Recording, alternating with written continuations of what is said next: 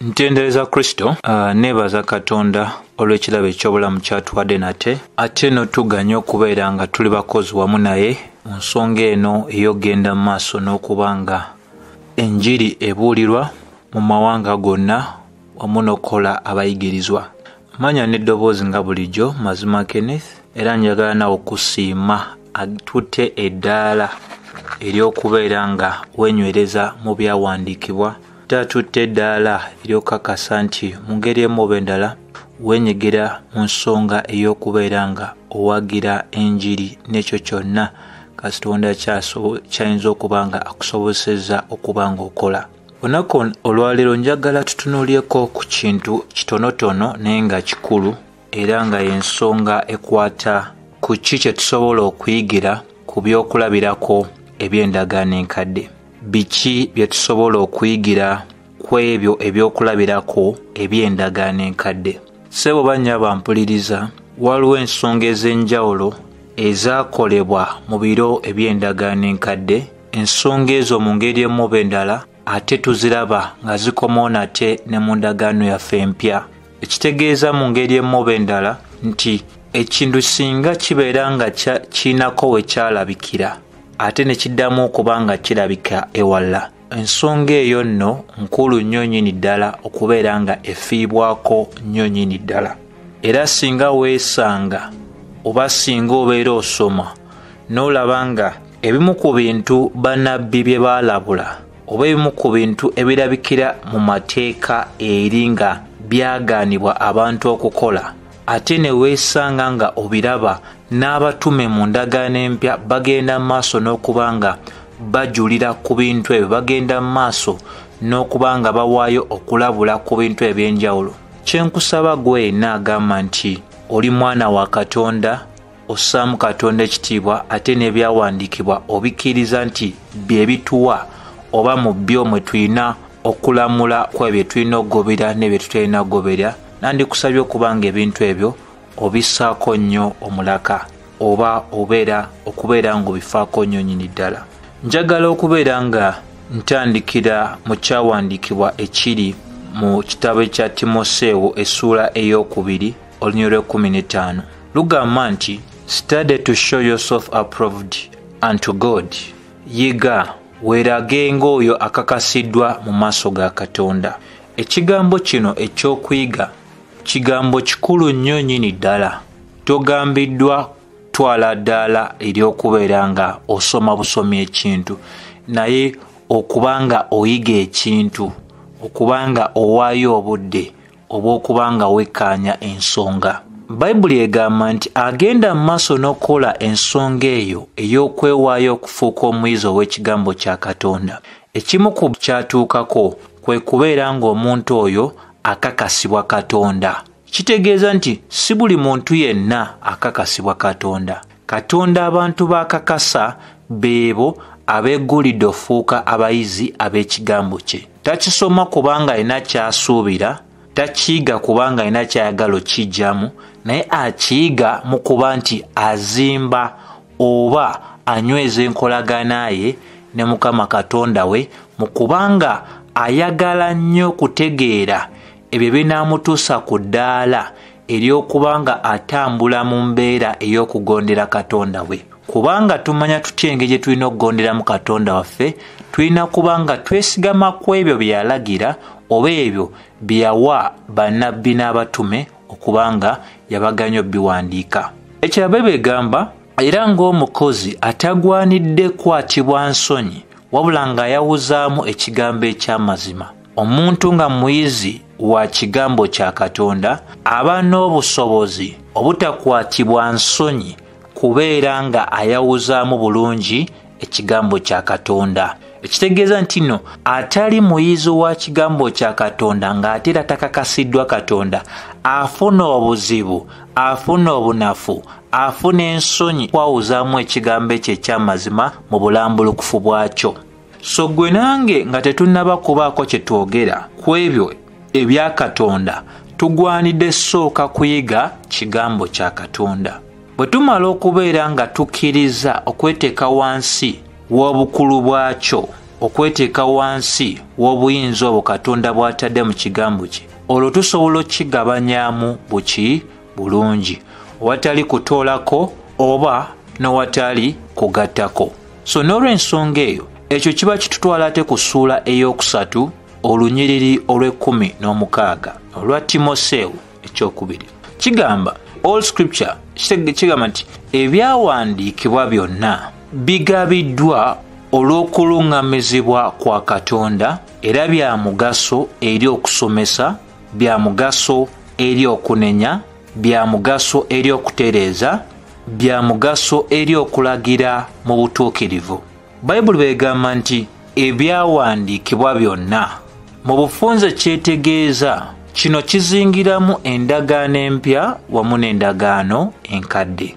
Mu ndagaano enkadde waliwo ebyokuyiga ebisobola otuleetera okubeera nga naffe eno mu ndagaano empya tunyweza ensomesa entuufu, ne mu ndagaano empya era bwe kiri. Mu ndagaano enkadde waliwo ebintu ebyokunenya nga tebyakkirizibwa, ate nga ne mu ndagaano empya waliwo bingi ebinenya ebyo ebitakkirizibwa. Mu ndagaano enkadde waliwo ebyokutereeza omuntu byali agwanidde okugobera okutambula obulungi, ate ne mu mpya gye biri. Mu ndagaano enkadde waliwo ebyali bisengekeddwa obulungi ebyokuyambako omuntu otambula mu butuukirivu, ate nga tulaba ne mu ndagaano empya ebintu ebyo birabikira ddala. So mu bufunze bwe tugamba nti kiki kye tusobola okuyigira ku byokulabirako eby'endagaano enkadde, ffe ng'ab'endagaano empya tulina okuba nga tukizuula. Tewaliiwo nsobi yonna ekolebwa muntu wa ndagaano mpya bw'atunula mu ebyo ebintu ebiyinza okubeera nga byakolebwa abaatusooka okubeerawo, ate ne bigenda mu maaso n'okuba nga bitujjukizibwa okuyita mu batume aba Mukama waffe Yesu Kristo, oba okuyita mu batume Kristo Yesu be yeerondera bennyini otuwandiikira endagaano eno. Lwaki njogera nga bwe ndi okwogera? Tuli mu mulembe gwe nsobola okugamba nti guyimusa amazima agamu ne guteeka wansi amazima amalala. Kituufu nnyo, Yokaana 1:17 egamba amateeka gaaweebwa ku bwa Musa, naye ekisa n'amazima byajja ne Kristo Yesu. Era obujjuvu bwaffe bwonna nga Yokaana 1:16-17 bweraga tubufuna ku Mukama waffe Yesu Kristo.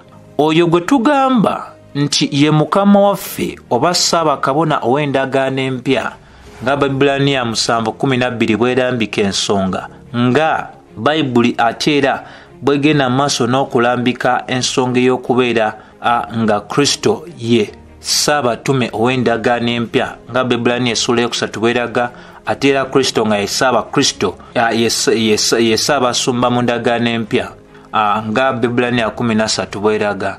Tugwanidde okutegeera ebigambo bya Mukama waffe Yesu Kristo bwe yali ayogera eri abatume.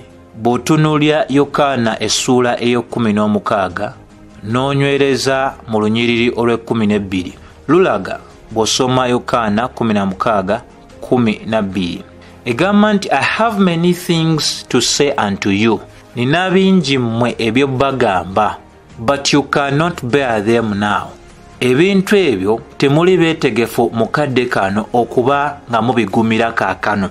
Lwaki? 13 Howbeit when the Spirit of truth, naye omwoyo ow'amazima bw'anajja, he will guide you into all the truth, anaabaluŋŋamya mu mazima gonna. Teriyo nsonga y'amazima egwanidde kubanga etegereka Omukristaayo Omwoyo Omutukuvu gye yali agenda okubeera ng'akola ki, alekayo, oba Omwoyo Omutukuvu gy'alekayo. Ekitegeeza nti kyonna gwe nange kye twetaaga okumanya nga kikwata ku nsonga ey'amazima, nga kikwata ku nsonga ey'okubeera nga gwe nange tuzimbibwa bulungi. Omwoyo Omutukuvu mwetegefu nnyo nnyini ddala okuyita mu bwetoowaze bwaffe nga tugonda ebyawandiikibwa otulagira ddala ensonga ezo. Egenda maaso n'egamba for he shall not speak of himself, taayogere ku lulwe, but whatsoever he shall hear, buli kyonna ky'anaawulira, that he shall speak, ebyo anaayogera, and he will show you things to come, era anaabalaga ebintu ebinajja. So ekyenjagala otegeere mwene ensonga nti abatume bawandiika ku lwa Mwoyo Omutukuvu. Tebalina kye bawandiika tandikira ddala ku Baluumi kirira paka ku kitabo kya Yuda nga baali tebalungamiziddwa, era nga bwe baabifuna bwe batyo bwe baabituwa, watali kugattako, watali kutoolako. Enjogera ekakasa ddala kino kye ŋŋamba y'enjogera eya omutume Pawulo. Agamba mu Bakolinso ekisooka 15 olusooka, Moreover, brethren, n'olw'ensonga ey'abooluganda, I declare to you the gospel which I preached. Mbabuulira era nangirira gye muli enjiri gye nabuulira gye muli, which I also received, nange gye nafuna. Pawulo talina kye yagamba Bakristaayo kitaali ekyo kye yafuna. Ng'Omwoyo Omutukuvu bwe yakimulaga, bw'atyo bwe yakyogera. Kati ojja kwebuuza lwaki tusima guno omusingi gwe tutaddewo? Nkuteekateeka kumanya, kubanga ndi mu ndagaano gy'olimu eno empya gye tugamba nti twalokoka lwa kisa okuyita mu kukkiriza nga Befeso 2:8 bweraga, si lwa bikolwa byaffe waleme kubaawo yeenyumiriza. Kino kye kirabo kya Katonda. N'endagaano eno gye tugamba nti ya kisa, abantu abasinga tebategedde kino kisa kya Mukama waffe Yesu Kristo, kubanga Tito 2:12-13 egamba ekisa kya Katonda kituyigiriza okulekayo amakubo gonna agatali ga bwa Katonda. Kati abatakitegedde bwe batuuka ku kyawandiikibwa ng'ekyo balabanga ekyawandiikibwa ekyo ekitaleeta ssuubi, kubanga bo bw'oyogera ku kisa kya Katonda obeera otegeeza muntu kubeera nga tayinaako kunenyezebwa kwonna, tayinaako mbeera yonna yakulabulwa ku kino oba kiri, ebintu byonna Yesu yabikola. Oŋŋamba ki? Naye jjukira nti nga bwe tutegedde wano nti byonna ebyalina okubuulirwa oba okutulagibwa byatulagibwa okuyita mu Mwoyo Omutukuvu, ne Bayibuli etulaga nti naye byennyini byalaga eri ekkanisa ayogera ebyo byali awulidde okuva eri Kristo.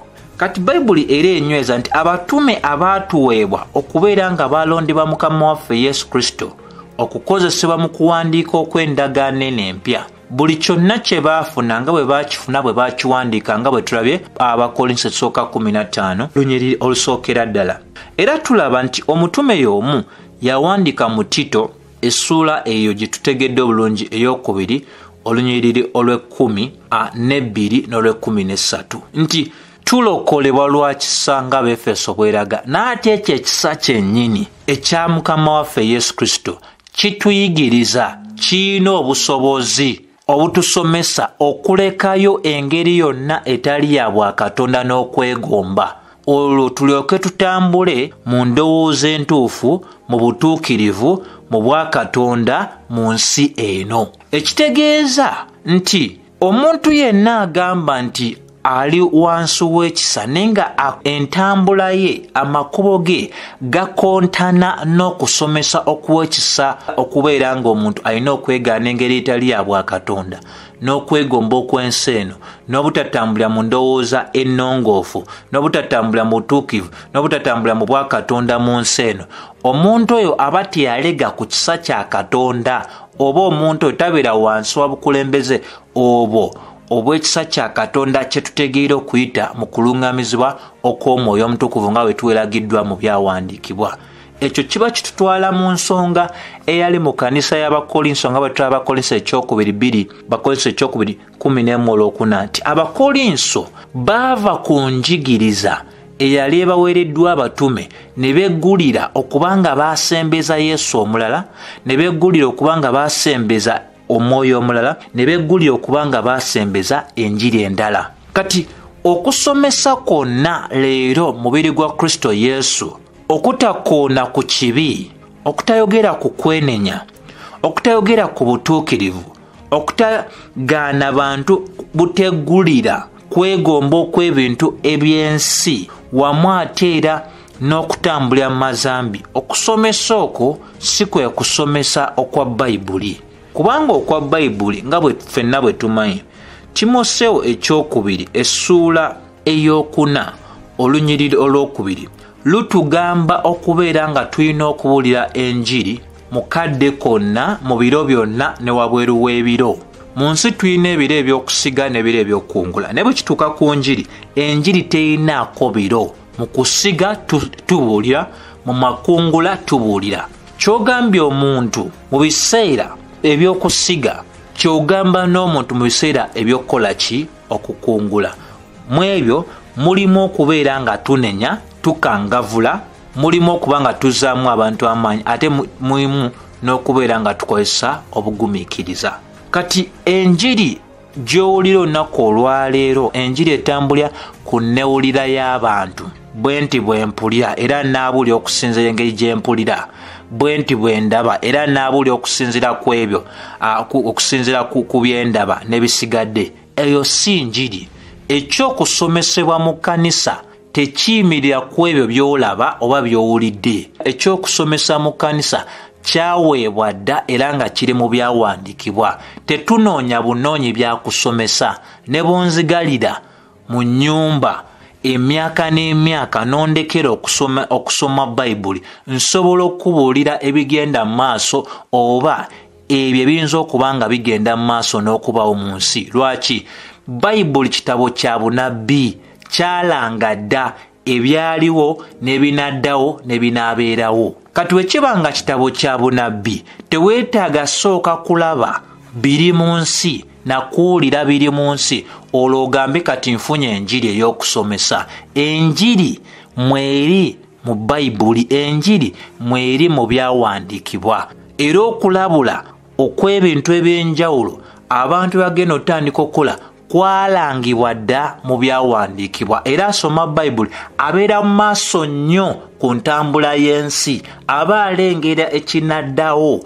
Atasoma Bayibuli tasobola kulengera biri mu maaso. Lwaki? Aba alinda bye banaamugamba ku TV, aba alinda bye banaamugamba ku radio okutegeera nti ebintu ebyo binaabawo. Naye ate yo Bayibuli yabiranga dda timusuubire kino. Kankuwa ekyokulabirako. Pawulo yennyini okuyita mu kusomesa awa obunabbi ng'agamba nti for the time will come when they will not endure sound doctrine. Nti ebiro birijja lwe balibeera nga tebasobola kugumira enjiri ey'amazima. Wayisewo emyaka 1900 n'okusoba bukya ebintu nga bino biwandiikibwa. Pawulo takyaliwo, naye obutume bwe bukyalabikira mu ebyo bye yawandiika, ng'agamba nti ebiro birijja olw'Omwoyo Omutukuvu eyamuliko, olw'Omutukuvu eyamuluŋŋamya, n'agamba ebiro bijja kujja. Kati ssebo gwe nnyabo ne ssebo awuliriza, Pawulo teyasooka kulinda kusooka kulaba kintu dene alyoka afuna obubaka. Omwoyo wa Katonda alaba byonna, abikulya Pawulo ng'amulaga nti waliwo ebintu eby'enjawulo ebigenda okubeera nga byeyongera okulabika mu biro eby'oluvannyuma. Ebimu ku byo abantu okukyawa enjiri ya nnamaddala, abantu okwekuŋŋaanyizaako, abasomesa ebyo ebinyumira amatu gaabwe, abasomesa ebyo ebikwatagana n'okwegomba kwabwe, era balikyuka ne bajja amatu gaabwe ku njiri ey'amazima ne bateeka amatu gaabwe ku bigambo eby'obulimba n'obufumu n'ebintu eby'enjawulo. Kansuubire ebyo binaakuyamba okutegeera gye tulaga. Pawulo yennyini atandika ng'atuwa okulabula bw'okwesaayo Bakolinso ekisooka essuula y'ekumi olunyiri olusookera ddala. Agamba, moreover brethren, I would not that you should be ignorant. Sandiyagadde mubeere nga mubeera mu butamanya. Ekitegeeza obutamanya busoboka okubeerawo, naye agamba sibaagala kubeera mu butamanya. Abakolinso balina ebintu eby'enjawulo bye baali basembeza nga mu biro byaffe bwe tulabira ddala ebintu eby'enjawulo ebyali mu makanisa ago mu biro by'abatume nga birabikira ddala ne mu makanisa ag'emirembe gino. Bebegamba, how that all our fathers were under the cloud, nti bakitaffe bonna nga bava basomoka okuva e Misiri n'okugenda eyo Katonda gy'abatwala baali wansi w'ekire, and all passed through the sea, era bonna baabatizibwa nga bayita mu ki bayitibwa ennyanja emyufu. Olwokubiri, and were all baptized, bonna ne babatizibwa nga bateekebwa wansi w'obukulembeze obwa Musa, mu bukulembeze bwa Musa, in the cloud and in the sea, mubire wamu ate era ne mwe ennyanja. Olwokusatu, and did all eat the same spiritual meat, bonna ne balya ekyokulya ekyo eky'omwoyo, ffenna nga bwe tumanyi kuva 16 kuva 17. Olwokuna, and did all drink the same spiritual drink, bonna ne banywa ku kyokunywa kye kimu eky'omwoyo, for they drank from the spiritual rock, bonna baanywa ku kyokunywa ekyo eky'olwazi olw'omwoyo olwabagobereranga, era olwazi olwo yali Kristo. Ani eyali emabega w'obukulembeze bwa Musa? Si mulala, ye Kristo Yesu, eyabakuumira mu ddungu, eyabagabirira, eyabakolera bino ne biro nga yeeyambisa omukono ogwa Musa. Bayibuli enyweza n'eraga mu Lwokutaano, but with many of them God was not well pleased, nti naye bangi ku bo Katonda teyali musanyufu nabo. Kyenjagala otegeere nti ssebo nnyabo ampuliriza, naffe ffenna ab'endagaano eno mulimu engeri ezimu ez'obulamu bwaffe ezisanyusa Katonda, ne wabeerawo n'engeri endala ey'obulamu bwaffe etasanyusa Katonda. Naye kyenjagala otegeere wano, beegamba mwabo abangi abaggyibwa e Misiri, nga naffe bwe tulokolebwa. Misiri kitegeeza ensi ey'abo abatali bakomole, ey'abo abatalina nkolagana na Katonda. Naffe tulokolebwa nga emitima gyaffe gigenda mu maaso n'okukomolwa olw'enjiri gye tugenda mu maaso n'okulya. Ffe abaali ab'ensi ne tubeera nga tetukyalina kutambula ng'ab'ensi, tuli mu nsi nga tulina omulimu ogw'okubeera nga tufuuka ababaka aba Kristo nga tulabula ku balala. Naye neesa yaffe terina kuba ng'ebyo byakola ki byatulokolamu. Kati ffe abaali batambulira mu kizikiza tulina tambula mu kitangaala, olwo obulamu bwaffe bulyoke bubeere obulamu obw'obujulizi eri abo abaatumanyako oba abaatulabako nga bagamba nti oyo bw'aba yakyuka waliwo amaanyi ag'enjawulo agasobola okukolera ne mu bulamu bwange n'enkyuka. Beegamba bangi ku bo Katonda teyali musanyufu nabo, for they were overthrown in the wilderness, kubanga baasuulibwa mu ddungu. Bayibuli egenda tunnyonnyola lwaki baasuulibwa. Jjukira tutunuulira omutwe ogugamba biki bye tusobola okuyigira ku byokulabirako eby'abantu ab'endagaano enkadde. Ekitegeeza mu ndagaano yaffe eno empya ey'ekiseera ennungi ennyo gye tulina Mukama waffe nga ffenna tufudde baakabona ate baakaboka nga Peetero ekisooka 2:9 bw'eraga, mulimu ebintu eby'omuzizo Katonda byagaana luli ne kaakano ng'akyabigaana. Tinowakubadde tuli mu ndagaano ennungi, Mukama waffe Yesu mwe yajjira n'ayambala omubiri n'abeera nga ye ssaddaaka eyasukuluma ku ssaddaaka zonna ezaaweebwangayo, nga Yokaana 1:29 bw'eraga nti kano ke kaliga ka Katonda akamala ebibi byonna. Ssaddaaka ez'endagaano enkadde ezaabikangako bike, ne Kristo bw'ajja abiggyirawo ddala.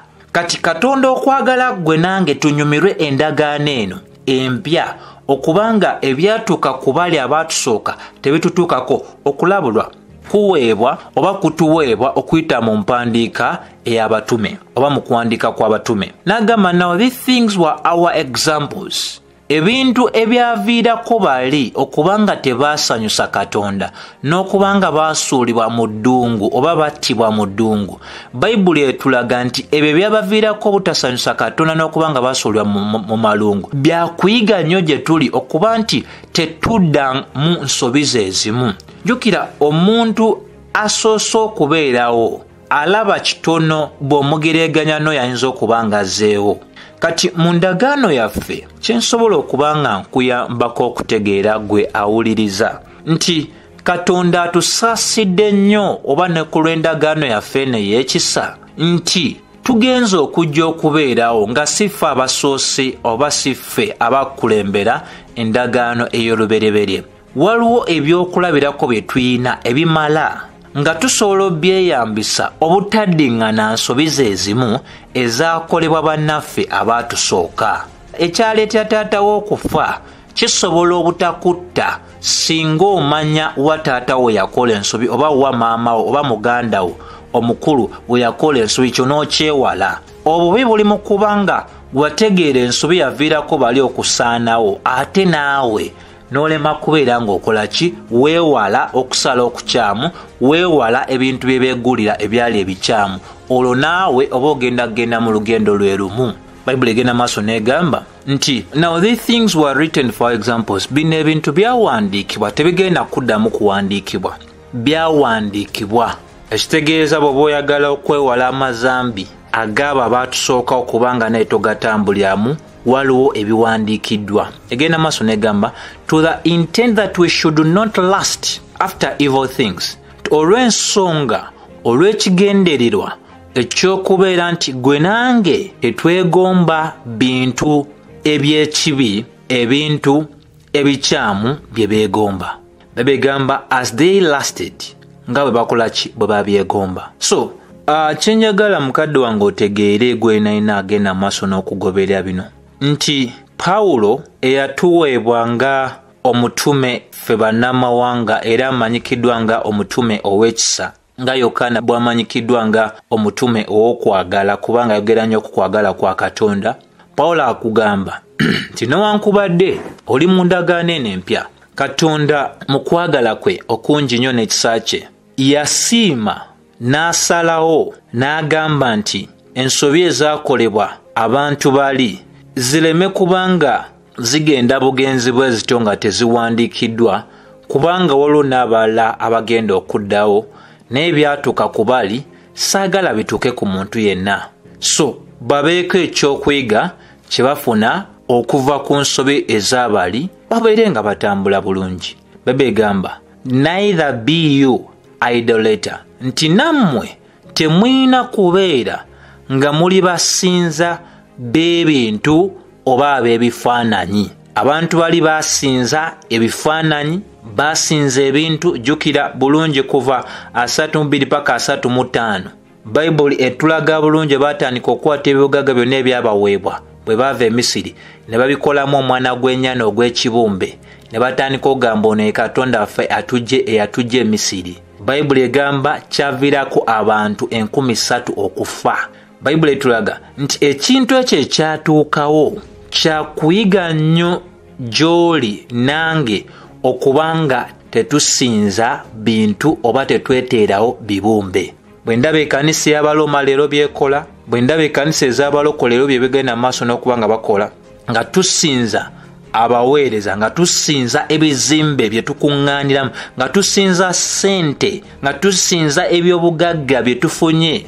Bayibuli egamba ebintu ebyo bikyamu nnyo nnyini ddala. Bwe baba nga baali Katonda yennyini abettira olw'okusinza ebibumbe, kitegeeza nti akyasobolera ddala era alina obusobozi obusaanyawo gwe nange abali mu ndagaano eno abagamba nti ffe tuli mu ndagaano ya nkizo nnyo. Babetugamba as were some of them, ng'abamu ku bo bakola. And as it is written, the people sat down to eat, nga bwe kyawandikwa abantu bagenda maaso n'okutuula wansi ne balya nga bwe banywa era ne bagolokoka okubeera nga bakola ebikolwa eby'okwegadanga. Kaakano ebintu ebyo tubiwulidde mu makuŋŋaaniro ag'enjawulo, abaweereza nga bakozesa abantu abakuŋŋaanira mu bifo byabwe, engeri ey'obusamize, kwebaka ku ntaana z'abantu abalala, engeri y'okugolokosa emyoyo ejjabo abaafa edda ng'abantu banoonya amaanyi gaabwe balage nti bakozesebwa nnyo Katonda, engeri y'okuwaayo ssaddaaka ezitakkirizibwa nga Mukama waffe bwe yalabula ekkanisa ey'okuna eya Thayatira mu kitabo eky'okubikkulwa nga bawaayo ssaddaaka ezo ezitakoma. Bayibuli etulabula eri ebintu ebyo nga bwe byali eby'omuzizo luli bigenze maaso n'okuddibwamu mu ndagaano yaffe ng'agamba tebikkirizibwa. Mu ssuula eno yennyini gye tulyosomamu ey'okumi, emabegako ali mu ssuula ey'omukaaga, ebintu ebyo ebimu Pawulo abiddamu ng'akoona ku nsonga ezo zezimu ng'ate yali yatandise dda okuba ng'azirabulako mu ssuula y'omukaaga olunyiriri lw'omwenda ng'agamba, mmwe abatamanyi nti abatali batuukirivu si bakusikira bwakabaka bwa Katonda, era temulimbibwalimbibwa. Ekitegeeza nti tusobola okulimbibwalimbibwa nti bali bye baakola bwe tugenda mu maaso n'obikola tewali kigenda tutuukako. Ensonga gy'agambye yeeno, gweoyinza okubeera nga togenda kuttibwa oba gwe nange n'abalala tugenda kubeera nga tuttibwa mu nnamba ewerako nga bali bwe battibwa 20,013, naye agambye waliwo ensonga ey'okusikira obwakabaka bwa Katonda. Abo abatali tebajja busikira, era n'agamba tetulina kulimbibwalimbibwa. Abo abakaba, abasinza b'ebifaananyi, ababeera mu bwenzi, abakyusa enkula yaabwe, abo bagenda mu maaso n'okweyonoona nga beebaka ku malaalo nga bagenda mu maaso okukozesa ensolo nga bayingira mu bintu eby'obufumi ebintu ebyo bikyamu ababbi abeegombi abatamiivu abavumi abo abatambula mu mbeera nga ya bubbi agambye tebajja n'agattako olw'ekumi n'agamba and such were some of you nammwe bwe muto bwe mwali abanaasikira obwakabaka bwa Katonda tebalina kubeera nga bwe twali luli ekitegeeza nti omuntu bw'afuuka ekitonde ekijja nga Bakolinso 2:5-17 bweraga walina okubeerawo kye tuyita the fruit of repentance ebiraga nti omuntu ono yakyuka. Biki ebiraga nti omuntu ono yakyuka?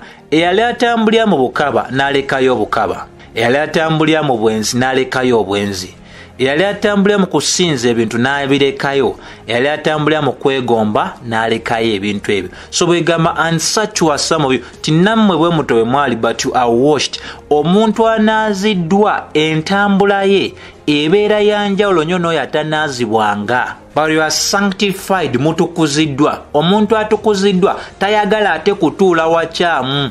Mu ngeri ya bulijjo bagamba teri mugole yenna ayambala lugoye lweru n'agamba nti agenda lutuuzatuuza bonna wakola ki waba asanze. Negamba but you are justified, mujiddwako omusango mu linnya erya.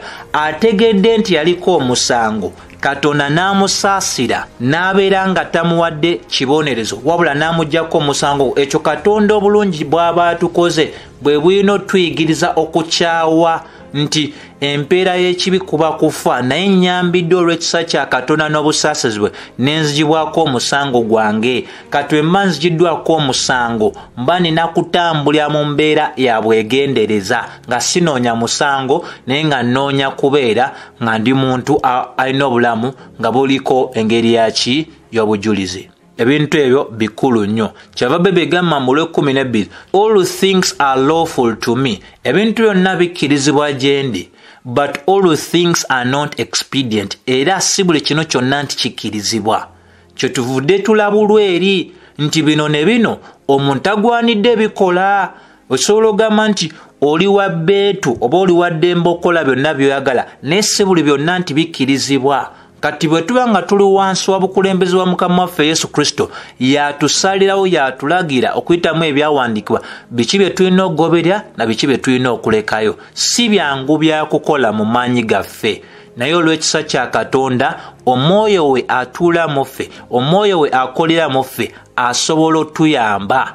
Babegamba all things are lawful to me. Ebintu byonna bikkirizibwa gyendi, but I will not be brought under the power of any. Nesijja kukkiriza kweteeka wansi wa buyinza bw'ebyo byonna. So gwe ky'oli ogamba nti okuliriza ng'ogamba nti kubanga nalokoka nakola ki, eno endowooza Pawulo gy'ali okusomesa yeyina okubeera mu ggwe nange ti newankubadde nkyasobola okukola kino ne kiri ng'abalabe bakikola, naye sigenda kukkiriza kuteekebwa wansi wa buyinza bw'ebyo ebintu.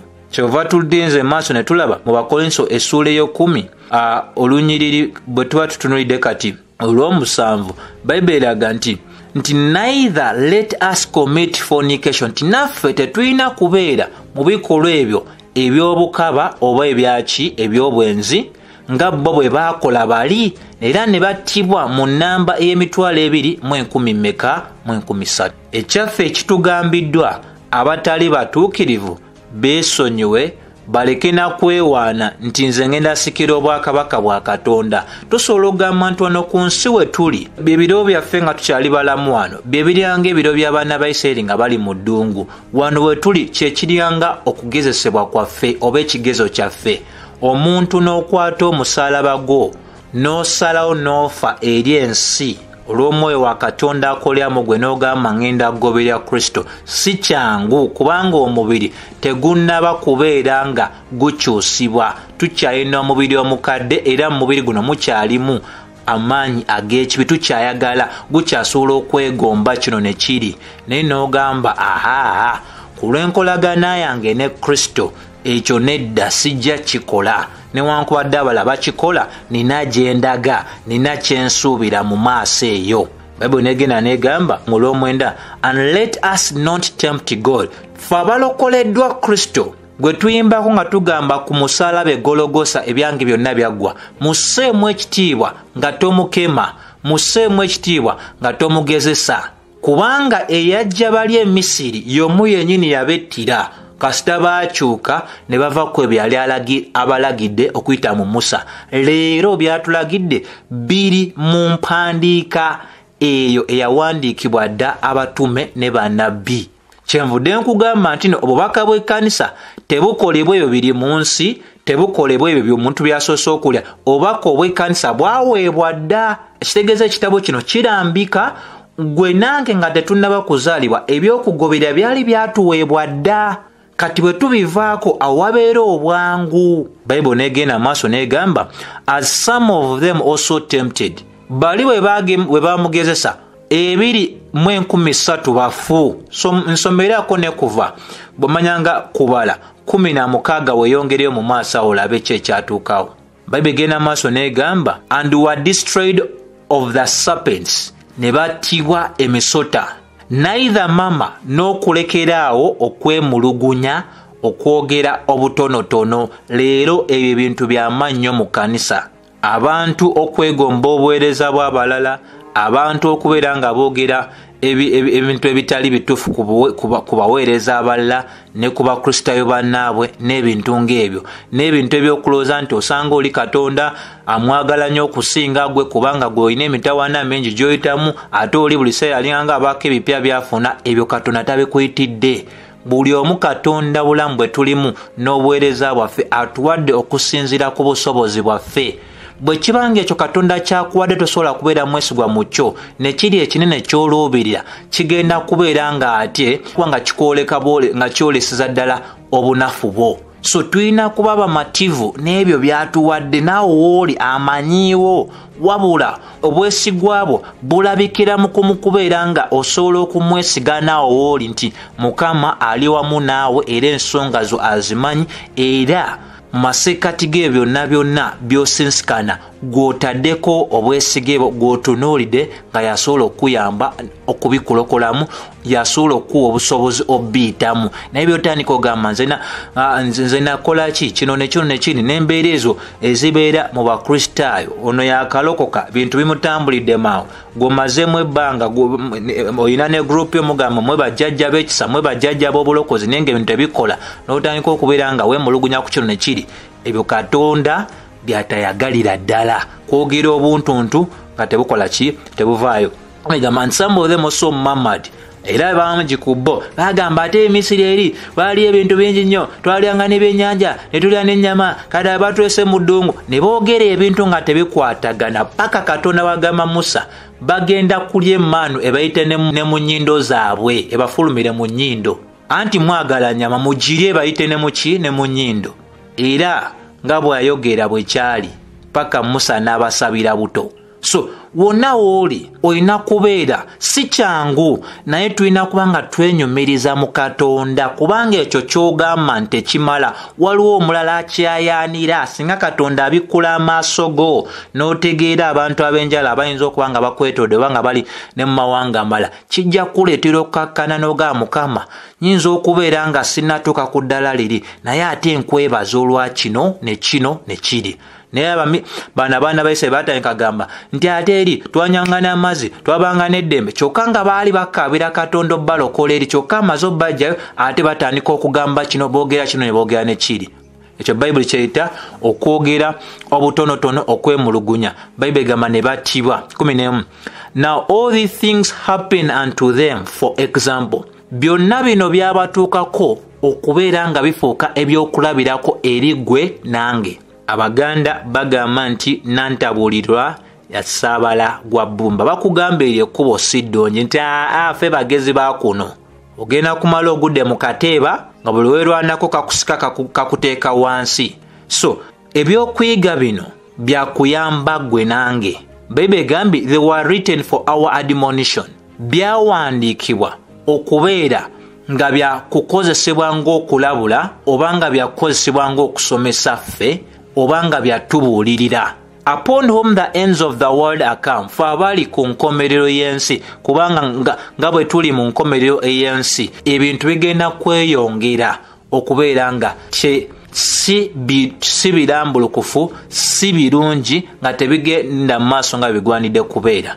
Abantu bagenda va ku njiri entuufu batandika okuwuliza enjiri egenda mu maaso n'okusomesebwa emyoyo egy'obulimba nga beegaana empandiika ya Bayibuli, nga beegaana ebyo byawandiikibwa mu Bayibuli. Jjukira, ffe abali ku nkomerero y'ensi tetulinayo saddaaka ndala. Endagaano empya nkalubu nnyo, oba kye tusobola okugamba omutindo guno, eddaala ery'okulamulwa mu ndagaano empya liri waggulu nnyo n'okusinga ku ekyo kyola mu ndagaano enkadde.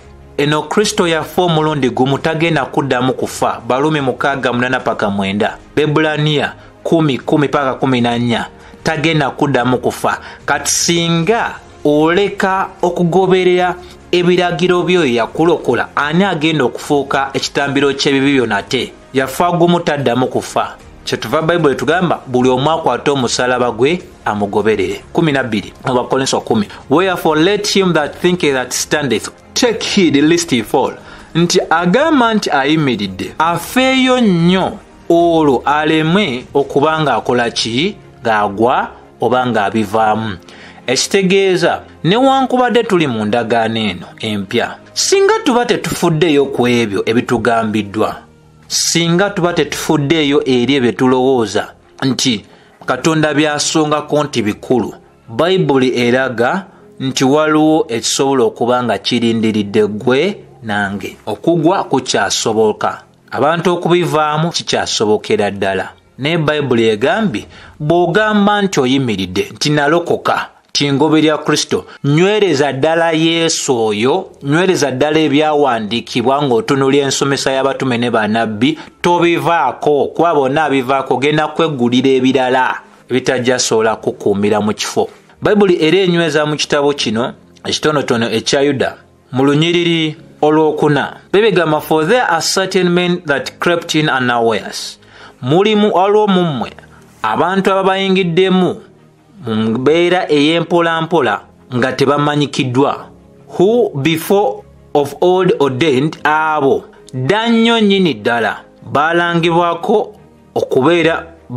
omusango gwa Katonda, ungodly men, abantu abatatya Katonda, turning the grace of God into lasciviousness and denying the only Lord God and our Lord Jesus Christ. Abantu abo abakyusa ekisa kya Katonda mu kutambulira mu kwegomba, mu bukaba, mu bwenzi n'amazambi amala, nga beegaana ne Mukama waffe Katonda wamu atya ne Mukama waffe Yesu Kristo. Tubiraba leero kirabikira mu njiri gye bayita oba okubuulira kubayita okwayogera ekinnyumira, positive confession.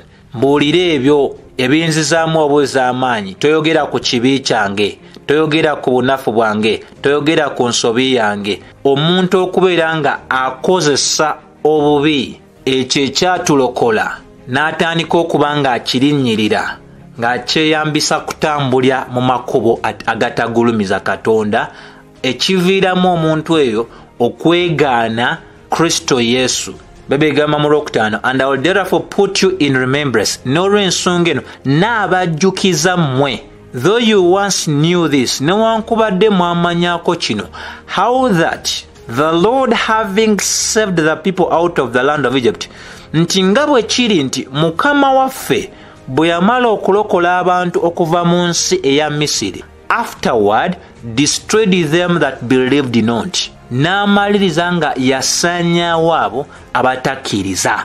Gwe jjukira endagaano yaffe nze naawe gye tulimu, kuviira ddala mu Kabakuuku ng'alanga Kabakuuku 2:4 nti omutuukivu anaabeera olwakukkiriza. Baluumi 1:17 omutuukivu anaabeera olwakukkiriza. Bebulaniya essuula ey'ekumi olunyiriri lwa 35-39 lugamba omutuukivu anaaba olwakukkiriza. Bakonsa 2:5-6 tetutambula lwa kulaba ne tutambula lwa kukkiriza. Buli kanyomero konna ate tulokoka tutya? Tulokoka lwa kisa okuyita mu kukkiriza. Pawulo agamba ate Abagalatiya 2:2 nakomererwamu ne Kristo Yesu, era n'agamba nti n'obulamu bwe nnina kaakano mubiri mbutambula olw'okukkiriza okwa Kristo Yesu. Olugendo lutandikira mu kukkiriza, lulina kuggwera mu kukkiriza. Okukkiriza kuno kuzingiramu ki? Ng'okkiriza ebyo Mukama waffe by'agamba. Bw'agamba nti obulokozi bujja bwe buti lwa kukkiriza mu ye awatali kuuma mateeka, ate gwe ekyo n'okigaana ne weegonjezawo obutuukirivu bwo, ne weegonjezawo ebiragiro ebirala n'ova ku bibi, obeera tokkiriza. Kubanga enjiri etegeeza nti bw'okkiriza Mukama waffe Yesu Kristo oba osazeewo okubeera omuyigirizwa we nga weeyongera mu kigambo kye. Kigambye lekayo obwenzi, lekayo obukaba, lekayo biri, ate gwe obikola ng'ogamba nti tebaliiko musanga bali mu Kristo. Ne weerabira olunyiriri oluddako olugamba otya? Abo batatambulira mu ki? Mu mubiri, wabula bagobera ebyaki? Eby'omwoyo. Bayibuli egamba oyo yennyini yabajjayo, gwe nange gwe twakkiriza yabettira. Pawulo anyweza, Yuda anyweza. Olw'omukaaga ne lugamba and angels which kept not their estate, ne bamalayika bataakuuma bifo byabwe, but left their habitation, ne baleka ebifo bye balina okubeeramu, he has reserved in everlasting chains, abakuumidde mu njegere wansi w'ekizikiza nga balindirira okulamulwa kuli okw'amaanyi. Bwe kiba kyatuuka ku Bannayisirayiri baali abaatusooka okubeerawo, Bayibuli egamba kisobokera ddala otutuukako. Bw'aba nga yakikola bamalayika, kisobokera ddala okikola naffe abali eno singa tetukola ki. Ebyokulabiko biri bingi nnyo mu kitabo kino ekya Yuda, kubanga abasinga tebakyagala kikalubu mu nsonga eyo. Abagamba nti batamba ne Mukama waffe Yesu ng'ate batamba mu ngeri ya bitegetege. Oyagala eno, oyagala Kristo, ate n'eri oyagala ebyo bitegetege bijavaamu obuzibu. Tulina okwenenya entambula eyo bitegetege. Naye omutima gwe gukyuka, newankubadde wazaalibwa olina ebitege, tojja tambula mu bitege mu ngeri Katonda gy'agala otambule.